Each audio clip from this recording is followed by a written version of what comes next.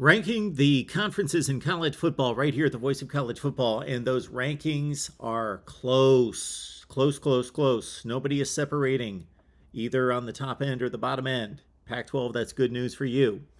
Welcome to the Voice of College Football. Please like the video, share the videos out on social media, and subscribe right here to the Voice of College Football. We produce content constantly, go live constantly. We've got 25 team channels if you love college football.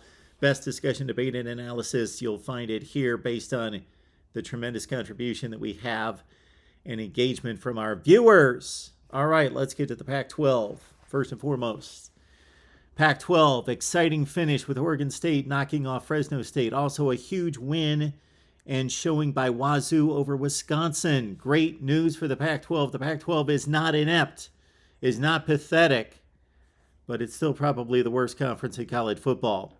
It didn't do enough to lift itself out of the basement. 16-6 non-conference record, but just 1-5 against the Power 5. Group of 5, 7-1, FCS 8-0, but 1-5 against the Power 5. Good wins against the Group of 5 here, though. The lows for week 2, Colorado lost to Air Force. Yes, we're used to Colorado basically losing to everyone, but it's a Power 5 losing to a Group of 5, 41-10. J.T. Shrout, the Colorado quarterback, 5 of 21 passing for 51 yards. Colorado had 8 first downs in this game. The defense gave up 6.2 yards per carry. Yes, it was Air Force. They run the ball constantly, but 6.2 yards per carry. Colorado's awful. Arizona lost to Mississippi State. That could be considered a low. 39-17 doesn't look good, but it was a one-score game going into the fourth quarter. Considering where Arizona's come from, this is a tremendous accomplishment. Beat San Diego State by 3 scores. Took Mississippi State to a 4-quarter game. Arizona State lost to Oklahoma State. Don't consider that a big low or big disappointment or letdown for the Pac-12. Yes, it's a loss, but Oklahoma State's the number 11 team in the country, and Arizona State was playing on the road. They give up 30 first downs in the game.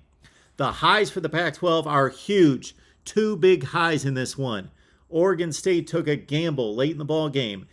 The lead changed 3 times in the final 150 against Fresno State. Exciting, tremendous ball game here. With 1 second left in the game from the 2-yard line, Jonathan Smith opted to gamble and go for the win, and they got it. Oregon State over a good Fresno State team, 35-32. And of course, the upset possibly of the week outside of College Station would be Washington State going to Camp Randall and winning 17-14. They were dominated statistically in this one, but turnovers in the red zone cost Wisconsin and Wazoo, and Jake Dickert with a huge win for the Pac-12. Again, the Pac-12, number 5 in the power rankings, but a respectable Power 5 ranking here for the Pac-12. Not inept, not pathetic, despite the 1-5 record against the Power 5. Now let's move on to the ACC. 19-4, 4-3 against the Power 5, 7-1 against the Group of 5 FCS record, perfect. The lows this past week. What happened to Virginia's offense? One of the best offenses in college football 2021. Brennan Armstrong and the receivers coming back in 2022. Brennan Armstrong against Illinois last year threw for 405 yards and 5 touchdowns. This year, 180 yards, below 50% completion percentage, 2 picks. Virginia did not find the end zone against Illinois. That was the disappointment of the week for the ACC, 24-3. Pitt lost to Tennessee, but no shame in that. Tennessee's a really good team. That game went to overtime, could have went either way. Nick Patty entered for an injured Keaton Slovis, played a respectable, admirable game, and Pitt loses 24-17. The highs. Wake beats Vandy, not a big deal there, but Sam Hartman's back, 4 touchdown passes. They win by 20 on the road. Louisville winning against UCF. Louisville is a 6-point dog, defeats UCF. Jarvis Brownlee with an end zone interception with 3 minutes left to preserve the win. Duke, this is the highlight of the week for the ACC. 10.5-point dog at Northwestern. They outrushed the Wildcats 221-63. They get a fumble in the end zone, so Duke jumps out 21-0. They hang on. They get a fumble in the end zone with 12 seconds left. Duke wins at 31-23. The Dukies are looking to go to 3-0. How about the Big 12? 2 difficult losses for the Big 12, or otherwise this would have been an enormous week for the Big 12. 15-3, 4-3 against the Power 5. That could be much better. 5-0, Group of 5, FCS, perfect. Oh man, not really a low. Not really.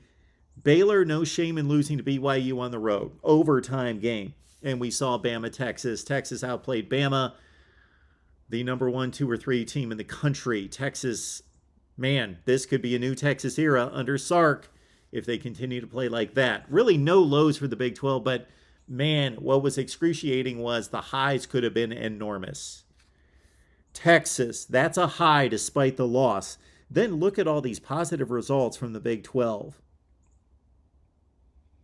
Iowa State beat Iowa 10-7. 6 consecutive wins for the Hawkeyes coming in. Kansas State blows out Mizzou 40-12. Deuce Vaughn had 145 yards.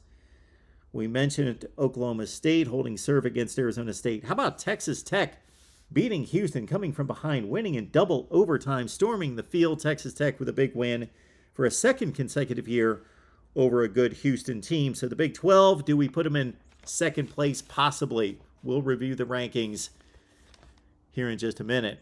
The Big 10, 21-4, 3-3 against the Power 5. Bad week for the Big 12. Bad week for the Big 10. Lots of lows here. Nebraska, of course, lose to Georgia Southern. Scott Frost gone. So maybe that's a high for Nebraska overall. But on the scoreboard, they lose to Georgia Southern 45-42. That's the one Group of 5 loss for the Big 10. We just mentioned in the Big 12 recap, Iowa State. Iowa's offense is just non-existent. It's putrid, awful, getting worse. Wisconsin losing to Wazoo. Bad look for the Big 10.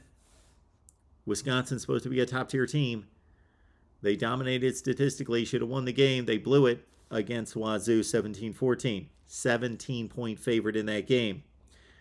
One little high for the Big 10. And we talked about it with the ACC recap. Illinois over Virginia. Look at the Illini defense against Brennan Armstrong. That's impressive, 24-3. Chase Brown has 500 yards rushing in 3 games. Everyone basically held serve against bad teams in the Big 10. Bad week for the Big 10. Wisconsin goes down. Northwestern goes down. And also Iowa goes down. Here's the SEC, 21-4. 5-3 against the Power 5. 9-1 against the Group of 5. FCS perfect. The lows, Vandy got blown out. So Vandy losing, big deal. They're supposed to lose to Wake Forest. 2-touchdown underdog. But they got blown out. Not a good look at home. Mizzou getting blown out by Kansas State. The Wildcats are a good team, but Mizzou got blown out. And of course, the low of lows, Texas A&M, Jimbo Fisher. What's going on at Texas A&M? They can't move the ball. Less than 200 yards of total offense. They scored 1 offensive touchdown. They lose to App State. Big low for the SEC. The highs, well, it was Bama a high or a low. The performance was a low, but they won a ball game against a talented Texas team. But Bama should be better. 20-point favorite in that game. Tennessee over Pitt. Big win for the SEC. Tennessee could not lose to Pitt for a second consecutive year. They get the job done on the road in OT. Mississippi State against a much improved Arizona team. The SEC actually goes out west once in a while, and Mississippi State wins the game. What's coming up this week in the Pac-12? Big games. Cal at Notre Dame. Do we expect the Golden Bears to win? Well, Notre Dame's without Tyler Buckner. Drew Pine now at Notre Dame, and Cal looking to go to 3-0 with an upset of Notre Dame. BYU at Oregon, much anticipated. Should be fun. Of course, BYU is the unofficial Pac-12 champion last year, going 5-0 against the conference. Forget Colorado, they're awful. Michigan State at Washington. This could be a huge move for the Pac-12 here. Washington, Michigan State, pretty much a pick'em game in Seattle. Rematch game of San Diego State and Utah. Of course, that was the Cam Rising emergence game of 2021. Fresno State at USC. Fresno State, of course, lost in excruciating fashion, and they've been a thorn in the side of the Pac-12. Arizona Don't let down after the Mississippi State effort. North Dakota State is no joke. Let's move on to the ACC and check out the top games in week 3. These are the games that matter. Purdue, Syracuse. Huge opportunity for Syracuse and the ACC here. The Cuse could go to 3-0, and Purdue is no joke. I think most people expect the Boilers to win this game, but Syracuse could win it at home. Put Virginia on upset alert, coming off a loss by 3 touchdowns at Illinois against Old Dominion, who, of course, has already knocked off Virginia Tech. Ole Miss, heavy favorite at Georgia Tech. Duke could get to 3-0. NC State, Texas Tech, that could be quite the game in Raleigh-Durham. Texas Tech coming off the big win against Houston, and NC State, of course, unimpressive in week 1. Pitt, we know what happened to the Panthers against Western Michigan in 2021. Got to avoid a loss. And then the big one, Miami, Texas A&M. The ACC could make a huge statement. Despite Texas A&M losing last week, they're still multi-talented and a big brand program. And, of course, Miami goes on the road. Big affair there. In the Big 12, Oklahoma's got to hold serve. They finally play a Power 5 team after 2 wins in the group of 5. Brent Venables and company at Nebraska, expected to win, big favorite, 2 touchdowns, but tricky spot there against Mickey Joseph and company. Also, Kansas at Houston, opportunity for the Jayhawks against Houston. We talked about Texas Tech and North Carolina State. That could be a big win for the Big 12 right there. And look out, Texas.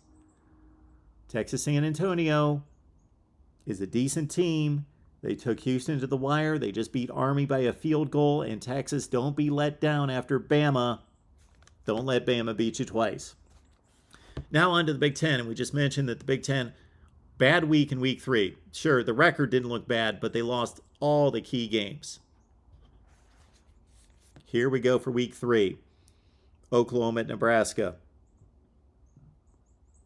The Big Ten doesn't need to win that game. They're not expected to win the game. But Purdue's got to win at Syracuse.